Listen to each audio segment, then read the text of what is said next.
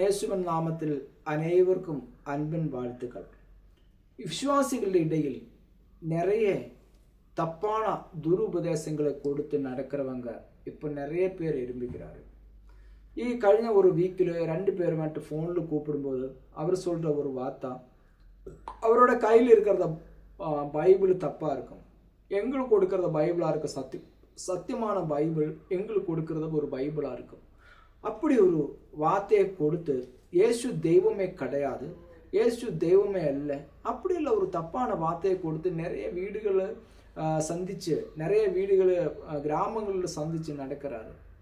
இதில் இருந்து நமக்கு பைபிளில் இருந்து நமக்கு ஒரு 2 வசனத்தை நம்ம படிக்கலாம். அப்போஸ்தலர் 20ஆம் அதிகாரத்தில் 30வது வசனத்தை நம்ம படிக்கும்போது, உங்களில் சிலர் எழும்பி சிஷ்யர்களை தங்களிடத்தில் எடுத்துக்கொள்ளும்படி மறுபண்ணவர்களை போதிப்பார்கள் என்று அறிந்திருக்கிறேன். மத்தாயு சுவிசேஷ வசனத்தில் அதுக்கு 13 அதிகாரத்தில் 25வது வசனத்தை படிக்கும்போது, மனுஷன் நித்திர பண்ணுகையில் அவனுடைய சத்ரு வந்து கோதமைக்குள்ளில் களைகளை விதைத்து விட்டு போன்றார். அப்போ மனுஷனோட இடையில் நிறைய சத்துருக்கள் வந்து, நிறைய துருபதேசகர் வந்து களைகளை போட்டு எப்படி நடத்தி கொண்டு போகிற இந்த காலகட்டத்தில் நம்ம தெரிஞ்சிருக்கலாம். இது எங்கே இருந்து வந்து 19ஆம் நூற்றாண்டில் ஒரு சின்னவனில் இருந்து வந்த உபதேசம். இவங்க 19ஆம் நூற்றாண்டில் இருந்து இவங்க வந்து ஒரு பிரெஸ்டேரியன் சபையில் இருக்கிறவங்க கான்கிரேஷன் சபையில் சேர்ந்து நரகம் இருக்கு என்று சக்தமாய் வாதம் போட்டு படிப்பிக்கிறாரு. அப்படி இருக்கிறத ஒரு காலகட்டத்தில் இவங்க கூட இருக்கிறவங்க எல்லாம், உலகத்தில் இருக்கிறத எல்லாம், பூமியில் இருக்கிறது எல்லாம், சொத்து சுகம் சந்தோஷம் இதெல்லாம் பண்ணணும், நீ எப்போ பார்த்தாலும் நரகத்தை இப்படி பேசுகிறாருல்ல. அப்படி இருக்கிறது காலத்தில் நிறைய பேர் என்ன பண்ணிருச்சு, இவங்க விட்டு போயிருச்சு. அப்போ நரகம் இருக்கு இன்னும் பேசும்போதும் இவங்க ஒரு விஷயத்த சொல்றாரு, பாவம் செய்தவன் நரகத்தில் போயிடும், பாவம் நீ என்ன பாவம் பண்ணாலும் தண்டனை இருக்கு இன்னும் சக்தமாய் படிப்பிச்சு. இவங்க பேர் ரசல், அப்படி ஒருவனா இருக்கு இவங்க பேர். அப்படி இருந்து இவங்களோட ஃபேமிலியை பார்த்தா ஜவுளி வியாபாரம் பண்றவங்க ஒரு ஃபேமிலி, ஜவுளி வியாபாரம் பண்றவங்க இருக்கு ஒரு ஃபேமிலி. அப்போ இவன் இந்த ஜவுளி வியாபாரம் பண்றவங்க ஒரு கிராமத்திலிருந்து வேற ஒரு கிராமத்துல ஒரு தாமசமோட அங்கே வச்சு ஒரு நிருசிரவாதி என்ன, கர்த்தரே இல்லை, தெய்வமே கிடையாது, அது தப்பா இருக்கு, தெய்வமே கிடையாது, அப்படி ஒரு வார்த்தை பேசி நடக்கிறவங்க பழக்கப்பட்டுருச்சு. பழக்கப்படும் போது இவங்க என்ன சொல்றாரு, இவங்க போயிட்டு மனம் திரும்புறதுக்காக ரசல் அங்க போகும்போது மணிக்கூர் வச்சுட்டு அவங்க மனம் திரும்ப போனவங்க எப்படி பேசுறதோ அதே பேச்சு ஆறில் வந்துச்சு, ரசல் வந்துச்சு. நினைச்சு பாருங்க, அதே பேச்சு ரசல் வந்துச்சு. அப்போ இதுல அங்க படிப்புக்கிற ஒரு என்னாச்சு, தெய்வம் பாசமா இருக்கும், என்ன பாவம் பண்ணினாலும் தெய்வம் தண்டனை கொடுக்காது. அதனால அது ஒரு தெய்வம் இருக்குன்னு சும்மா சொல்றாரு, சொர்க்கம் பரலோகம் இருக்குன்னு சும்மா சொல்றாரு, அதெல்லாம் பொய்யா இருக்கும், அப்படி இல்லை.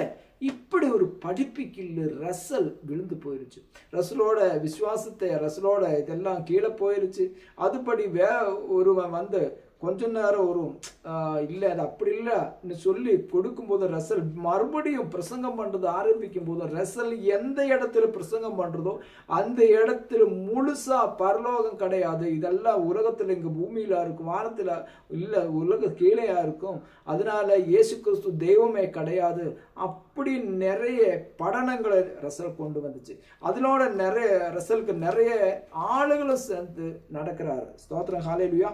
அப்படி இருக்கிற ஒரு காலகட்டத்தில் ரசல் அந்த குரூப்ல இருந்து, கான்கிரேஷன் குரூப்ல இருந்து கீழே வந்துச்சு.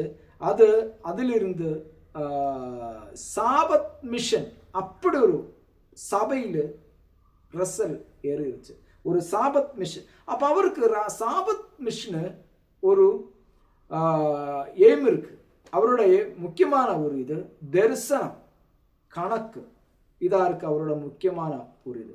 ஒரு கிராமத்திலிருந்து கிராமத்திலேக்கு ரசல் போகும்போது ஒரு நிரசிரவாதி சேர்ந்து ரசல் அது வரைக்கும் நரகல்ல அந்த படிப்பிச்ச ரசல் சாபத்து மிஷன்ல வந்துட்டு சாபத்து மிஷன்காரன் கூட சேர்ந்து நிச்சயமா பரலோகம் கிடையாது, இயேசு கிறிஸ்து தெய்வமே கிடையாது, என்ன பாவம் பண்ணாலும் பிரச்சனை இல்லை, அது அப்போ பாவம் பண்ணுறதுக்கு மனுஷனுக்கு பயம் கிடையாது.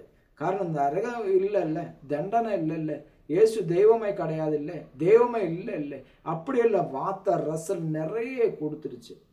ஏடி 250-300 காலகட்டத்தில் ஒரு எல்லா இந்த துருபதேசம் கொடுக்கிறதுக்கு பின்னாடி ஒருவன் இருந்துச்சு. அதுதான் முக்கியம். ஏடி 250-300 அந்த வருடங்களுக்குள்ளே இந்த துருபதேசத்தை கொடுக்கிறதுக்கு அவன் ஒருவன் முக்கியமா இருந்துச்சு. அவன் பேரு ஆரியூஸ் அப்படி ஒரு ஃபாதரா இருந்துச்சு. ஆரியூஸ் ஒரு ஃபாதரா இருந்துச்சு. அப்ப அவன் மூலமா நிறைய துருபதேசங்களை கொடுத்துருச்சு, நிறைய உபதேசம் கொடுத்தான். ஆரியூஸ் சொல்லியிருக்காரு, இயேசு தெய்வமே கிடையாது, வெறும் மனுஷனா இருக்கு, ஒரு அப்பாவுக்கும் அம்மாவுக்கும் பிறந்த ஒரு மகனா இருக்கு, அவன் தெய்வத்தமே கிடையாது, இதெல்லாம் பொய்யா இருக்கும். இப்படியெல்லாம் நிறைய படனங்கள் அவர் மேல கொண்டு வந்து இத ரசல் நிறைய இந்த படனத்துல ஆசை வச்சிருச்சு. அப்படி இருக்கிற ஒரு காலத்துல சில குடும்பங்களை, சில ஆளுகள், சில குடும்பங்கள் எல்லாம் ரசலோட வார்த்தை கேட்டுருச்சு. அந்த சாபத்து மிஷன்காரட கூட சேர்ந்து ஒன்னா இருந்து சாபத்து மிஷன்காரட பிரசங்கம் கேட்டு அவர்களுக்கு நிறைய மக்கள் கூடிருச்சு, நிறைய பேர் சாபத்து மிஷன்காரட கூட சேர்ந்துருச்சு. அப்போ அப்படி இருக்கும்போது அவரோட ஒரு பிரவச்சனம், ஒரு தரிசனம், சாபத்து மிஷன்காரட ஒரு பிரவச்சனம் வந்துச்சு. அது இப்படி இருக்கு. தானியேல் புத்தகத்துல 8ஆம் அதிகாரத்துல அதுக்கு 14வது வசனத்தை அவர் ஒரு தரிசனம் கொண்டு வந்துச்சு. அவர் என்னை நோக்கி 2003 ராபகல் செல்லும் வரைக்கும் இருக்கும், பின்பு பரிசுத்த ஸ்தலம் சுத்திகரிக்கப்படும் என்றார். இப்படி ஒரு இது சாபத்து மிஷன்கார் கொண்டு வந்துட்டு, சாபத்து மிஷன்கார கணக்கு அவரோட கால்குலேஷன் வச்சுட்டு 2300 வருடம் ஆகும்போது ராஜாவு உலகத்தில் வரும், பின்னா இயேசு கிறிஸ்து உலகத்தில் வரும். அப்படி ஒரு கணக்கு அவர் கொண்டு வந்தது. அதுக்கு அதுக்கு கால்குலேஷன் பண்ணும்போது 1844 இயேசு வரும். அப்படி இயேசு கிறிஸ்து உலகத்தில் வரும். இயேசு கிறிஸ்து ராஜாவாய் உலகத்தில் வசிக்கும். எல்லாருக்கும் சமாதானம், எல்லாருக்கும் சந்தோஷம். அப்படி ஒரு சட்டத்தை சாபத் மிஷன் அவரோடு கொண்டு வந்துச்சு. அப்போ இத எல்லா மக்களும் ஆசையோட கேட்டு எல்லா மக்களும் பார்த்துருப்பாரு. என்ன இயேசு கிறிஸ்து உலகத்தில் வரும் இல்லை, இயேசு வந்தா ராஜாவாய் வரும் இல்லை. அப்போ இந்த சபை 1844 வரைக்கும் இயேசு வந்தில்ல.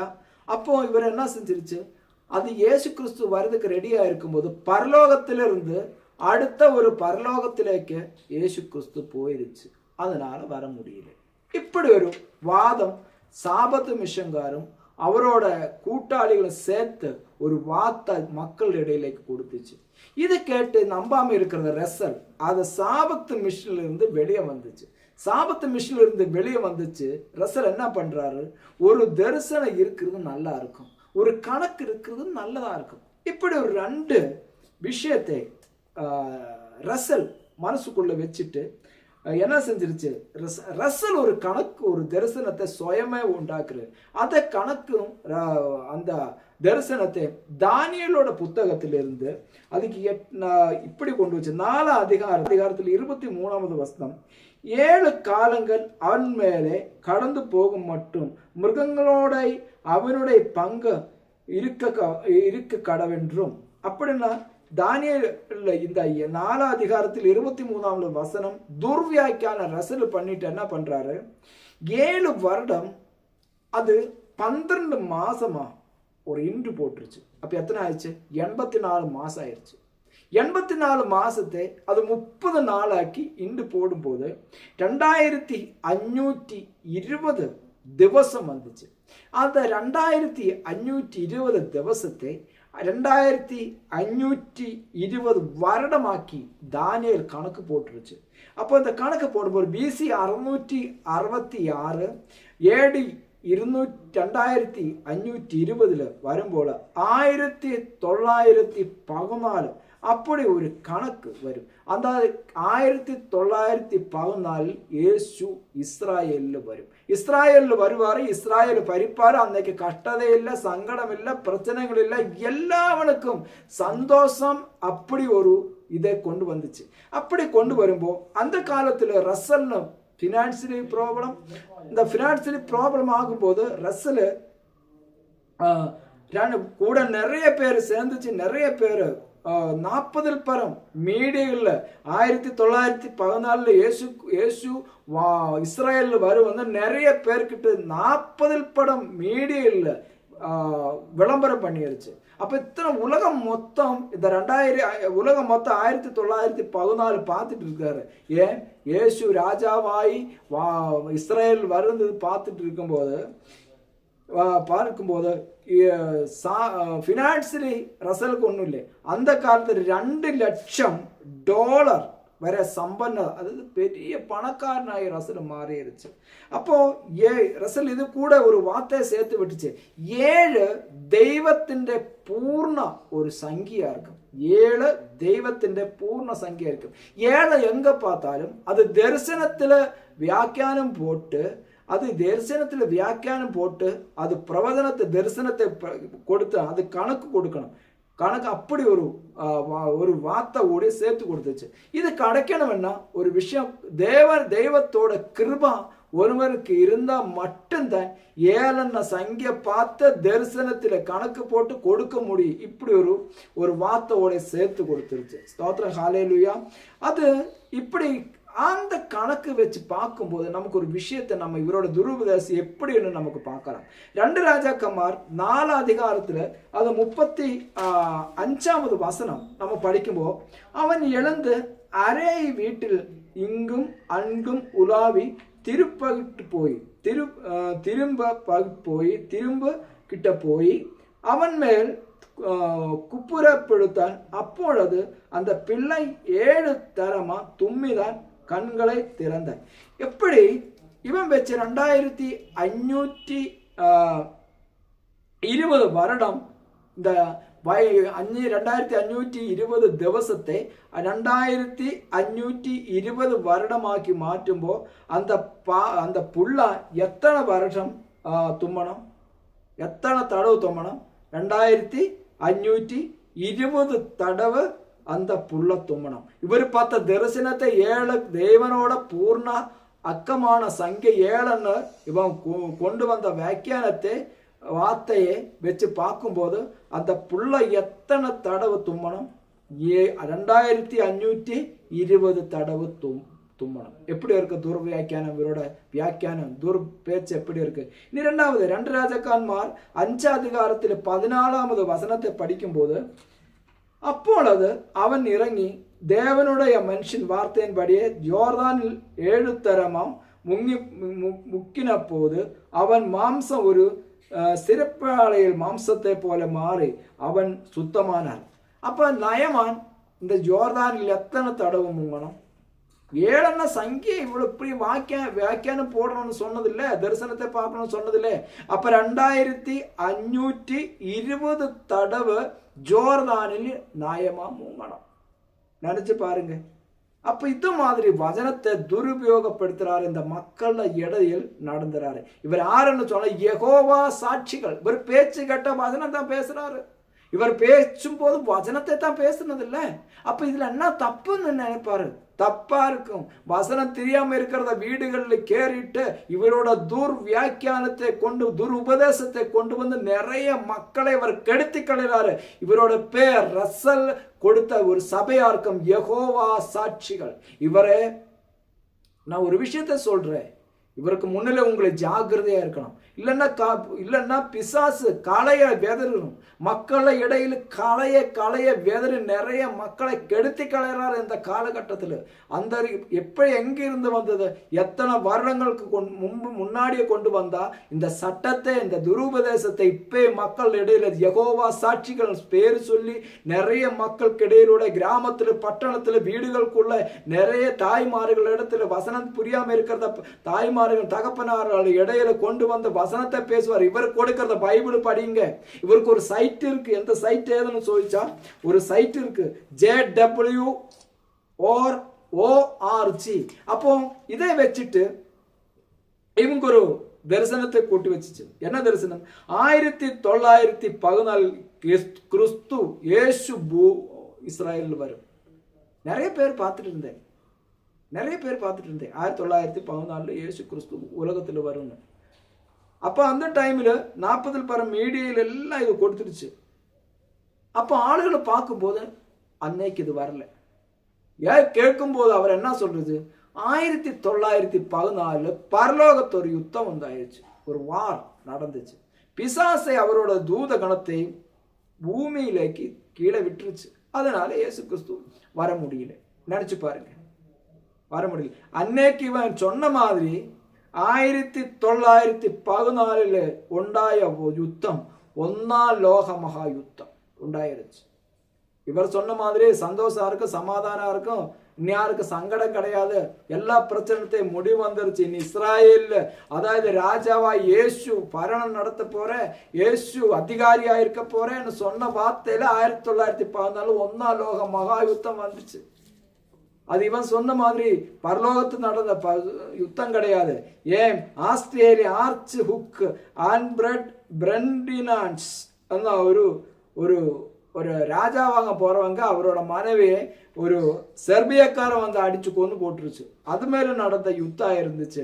1914 நடந்த யுத்தம். இவங்க சொன்ன மாதிரி இல்லை. அப்போ நிறைய மக்களை இப்படி யெகோவா சாட்சிகள் வந்து இயேசு தெய்வமே கிடையாது, பரலோகம் இல்லை, அதெல்லாம் பூமியில் இருக்கும். அப்ப பரலோகம் இல்லைன்னா, நரகம் இல்லைன்னா என்ன தப்பு வேணாலும் பண்ணலாம்ல? நரகம் இல்லைங்க என்ன மதுபானத்தில் இருக்கான், விபச்சாரம் பண்ணலாம், பேசிய தரத்தில் போகலாம், ஏது தப்பு வேணாலும் பண்ணலாம். நரகம் இல்லை, தண்டனம் கிடையாது. இயேசு தேவன் பாசமா இருக்கும், மக்கள்கிட்ட நிறைய பாசமா இருக்கும். இதுதான் சொன்ன வார்த்தை இவர். அதனால இவரை பார்க்கும்போது, இவரோட பேச்சு கேட்கும் போது, இவர் கொடுக்கறத பைபிள் தப்பா இருக்கும். இவருக்கு கொடுக்கறத பைபிள் புத்தகம் தப்பா இருக்கும். உங்களை வாங்கி வீட்டில் வைக்காதுங்க. இவர் யெகோவா சாட்சிகள். இவரை பார்க்கும்போது, இவர்கிட்ட பேசும்போது நீங்க ஜாக்கிரதையா இருக்கணும். ஜாக்கிரதா. கர்த்தருக்கு எதிர் நிக்கிறவங்க பைசாச்சிக பிசாசோட மக்களா இருக்கும். இயேசு கிறிஸ்து தேவனே கிடையாது, இது பிசாசு சொல்றாருல. இயேசு கிறிஸ்து தேவனே கிடையாது, இவர் பிசாசோட வார்த்தையா இருக்கும் சொல்றது. முழுசா கேட்கும் போது, பார்க்கும் போது ஆடா இருக்கும், பேசும்போது பாம்பா இருக்கும். புரியுதா? இவரை பார்த்த ஆடு மாதிரி இருப்பேன். இவன் வாய் திறந்தா பிசாசு எப்படி வாய் திறந்தா அது மாதிரியா இருக்கும். அதனால ஜாக்கிரதை, இவரை பார்த்து ஜாக்கிரதை, ஜாகிரதை. எல்லாரும் இந்த வசனத்தை கேட்ட எல்லாரும் தேவன் ரொம்ப ஆசீர்வதிக்கட்டும்.